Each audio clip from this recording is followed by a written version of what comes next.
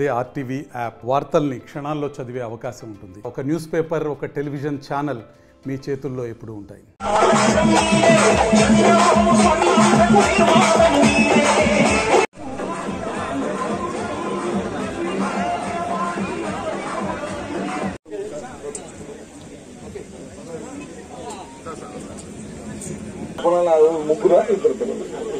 ముగ్గురు పిల్లలకి ఆ రోజు ఇమీడియట్ గా మనం వారం రోజుల్లోనే ఎమ్మెల్యే గారు, అట్లానే మన ఎస్సీ గారు, మన సీఎండీ గారు అందరూ కూడా చెప్పాలి. ఇమీడియట్ గా మీకు నష్టపరిహారం కూడా అందిస్తున్నాం. తప్పకుండా అన్నింటిని ప్రపోజల్ పెట్టమన్నాను. ఎందుకంటే ఒక ట్రాన్స్ఫారం 1,20,00,000 పైన అయింది. వాటిని కూడా ఇమీడియట్ గా చేపించేస్తాం.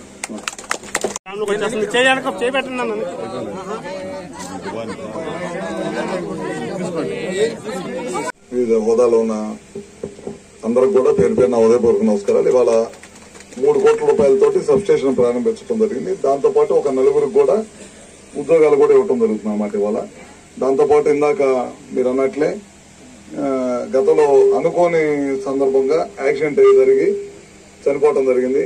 ఇమీడియట్ గా గతంలో అయితే ఒక నష్టపరిహారం కోసం సంవత్సరాలు తరబడి తిరుగుతుండేవాళ్ళు. కొంతమందికి వచ్చేది, కొంతమందికి ఇచ్చేవాళ్ళు, కొంతమందికి ఇచ్చేవాళ్ళు కాదు.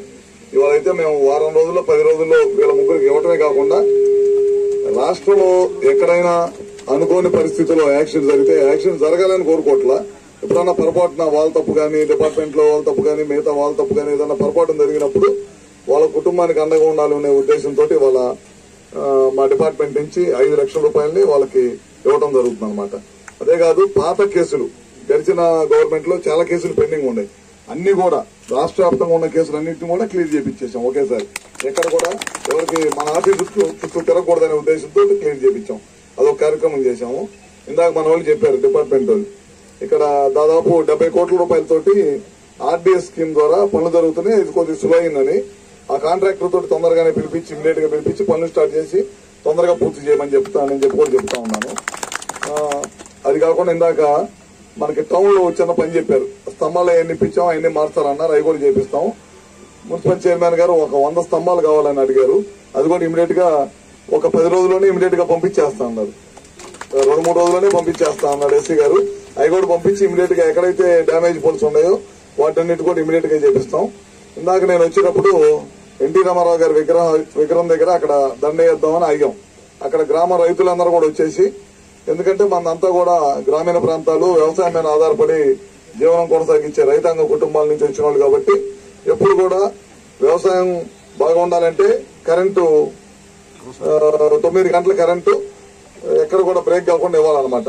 ఈ ప్రాంతాల్లో ఎక్కువగా ఈ మధ్యకాలంలో వ్యవసాయం మీద ఆధారపడిన బోర్లు ఎక్కువగా వేస్తా ఉన్నారు. ట్రాన్స్ఫారాలు కానీ లేకపోతే సబ్స్టేషన్స్ కూడా ఇంకా ఎక్కువగా పెంచాలని చెప్పి కోరుకుంటా ఉన్నారు. 5-6 సార్లు మాత్రం ఇందాక మనం ఓపెన్ చేసాం. ఇందాక ఒక ట్రాన్స్ఫారం ఓపెన్ చేసాం, 5 MeV ట్రాన్స్ఫారం అంటాం. అట్లాంటిదే ఒక సబ్స్టేషన్ లో 2వ ట్రాన్స్ఫారం పెట్టమని కోరుకుంటా ఉన్నారు. అది 1,20,00,000 రూపాయల పైన అవుతుంది. అవి కూడా అన్ని కూడా ఎస్టిమేషన్స్ వేసి పంపించమంటున్నాను. నాకు అవకాశం ఉన్నంత వరకు తొందరగా ప్రయత్నం చేపించి ఇమీడియట్ గా వాటిని కూడా పెట్టి ప్రాంతంలో రైతాంగానికి ఇబ్బంది లేకుండా చేయడానికి తప్పకుండా చేస్తాము. అదే కాకుండా ఇందాక సబ్స్టేషన్స్ కొత్తవి కావాలని అడిగారు. నిన్న మొన్నట్లో కొన్ని సబ్స్టేషన్స్ మన జిల్లాలో శాంక్షన్ చేయించాం. ఒకేసారి అన్ని చేయలేం కానీ ఒకదాని తర్వాత ఒకటి ఇచ్చేసి అది రెడీ అయ్యే తొలికి ఇంకోసారి ఎక్కడన్నా ఇబ్బంది ఉంటే మళ్ళీ అక్కడ చేయటం. ఎందుకంటే రాష్ట్రం మొత్తం కూడా ఇవ్వాలి. మన రాష్ట్రం ఆర్థిక పరిస్థితి మీ అందరికి కూడా తెలియదు కాదు. వ్యవస్థలన్నీ కూడా గడిచిన 5 సంవత్సరాల్లో ఏ నమ్మకంతో ఓట్లేసి గెలిపించారు, ఆ నమ్మకాన్ని మొత్తం కూడా చెరగొట్టి వ్యవస్థలన్నీ కూడా నిర్వీర్యం చేపించారు గత ప్రభుత్వంలో. ఇప్పుడు ప్రభుత్వం వచ్చిన 100 రోజుల్లోనే మనం ఈ కార్యక్రమాలన్నీ చేసుకుంటా, ఒక పక్కన చేసుకుంటా మరో పక్కన ఏం చేస్తున్నామంటే పెన్షన్లు ఇచ్చాం. మీ అందరూ తెలుసు, వాళ్ళు 3,000 నుంచి పెన్షన్ 2,000 నుంచి 3,000 చేయడానికి దాదాపు 5 సంవత్సరాలు పట్టింది. మన ముఖ్యమంత్రి గారు అయితే వచ్చిన మొదటి రోజే ఆ సంతకం పెట్టారు.